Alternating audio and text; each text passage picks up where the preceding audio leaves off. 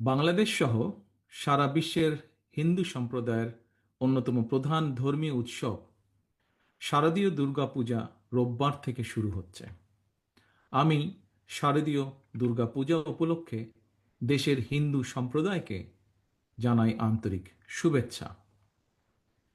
দেশের বিভিন্ন ধর্মাবলম্বী মানুষ, প্রতিটি গোষ্ঠী, গোত্র, সম্প্রদায় ব্যাপক উৎসাহ উদ্দীপনার সঙ্গে যার যার ধর্ম পালন করবে, ধর্মীয় উৎসব পালন করছে, করবে।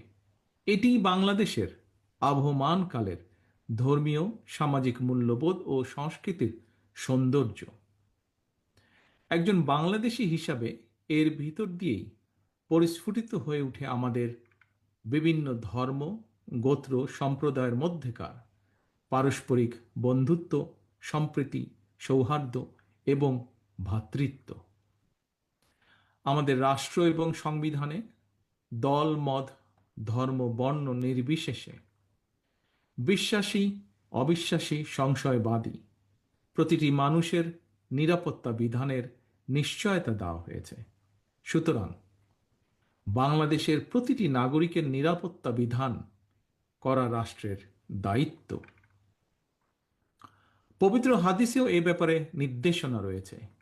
যে ব্যক্তি রাষ্ট্রের নিরাপত্তা প্রাপ্ত অমুসলিমকে নির্যাতন করে, তার অধিকার খর্ব করে, তাকে সাধ্যের অতিরিক্ত কাজ চাপিয়ে দেয় বা তাদের অসম্মতিতে ধন সম্পদ হরণ করে নেয়, এ ধরনের জুলুমের বিরুদ্ধে আমাদের প্রিয় নবী তার উম্মতদেরকে সতর্ক করে দিয়ে বলেছেন, কিয়ামতের দিন আমি সেই ব্যক্তির বিরুদ্ধে লড়ব। ফ্যাসিবাদ মুক্ত বাংলাদেশে দেশের একজন নাগরিক হিসাবে অপর নাগরিকের নিরাপত্তা এবং সম্মান রক্ষায় যথাযথ ভূমিকা রাখবে এবং নৈতিক দায়িত্ব পালন করবে, এটিই স্বাভাবিক।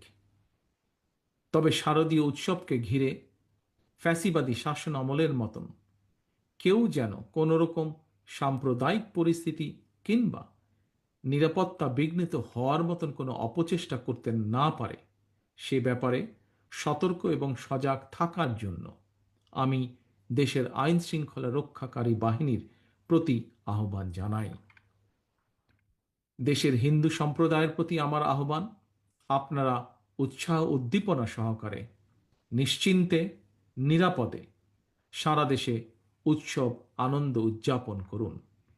সৌহার্দ্য সম্প্রীতির বার্তা